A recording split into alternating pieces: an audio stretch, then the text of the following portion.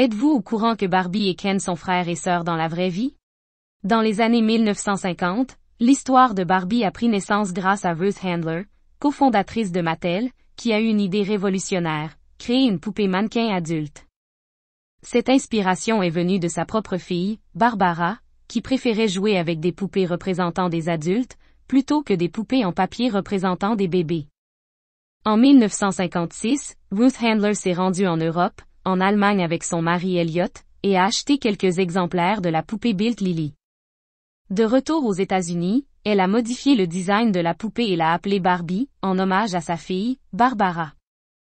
Elle a utilisé des technologies existantes pour rendre la poupée articulée, permettant ainsi à Barbie d'avoir des bras, des jambes et une taille mobile. C'était une innovation majeure, car les autres poupées de l'époque étaient généralement figées dans des poses rigides. En 1959, Mattel a lancé la première poupée Barbie lors de la Foire internationale du jouet de New York. Barbie était présentée comme une jeune femme élégante et moderne, portant un maillot de bain noir et blanc rayé, des lunettes de soleil et des talons hauts. Elle était dotée de cheveux blonds et d'une silhouette élancée, caractéristique qui était en rupture avec les poupées traditionnelles de l'époque. Barbie est devenue un véritable phénomène culturel et un jouet emblématique qui a conquis le monde entier. Au fil des années, Barbie a connu de nombreuses évolutions et adaptations pour refléter la diversité et l'évolution de la société.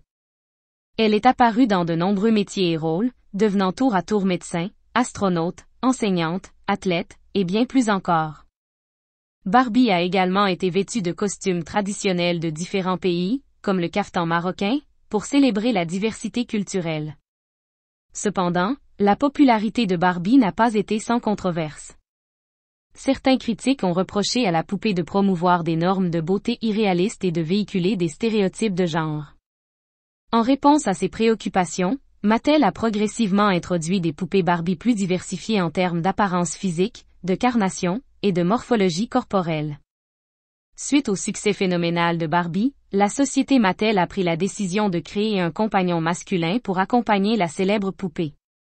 C'est ainsi qu'en 1961, Ken Carson a fait son apparition sur le marché. Présenté comme le pendant masculin de Barbie, Ken portait le nom complet de Kenneth Handler, en hommage au fils de la créatrice de Barbie, Ruth Handler. Tout comme Barbie, Ken était une poupée mannequin adulte, mais avec des caractéristiques masculines distinctives. Il avait des cheveux courts et coiffés, un physique athlétique et une allure élégante, et avait une variété de tenues et d'accessoires pour correspondre à différents rôles et métiers. Dans la réalité, Ken Handler est décédé en 1994 des suites d'une tumeur au cerveau, tandis que Barbara a aujourd'hui 82 ans. À la prochaine.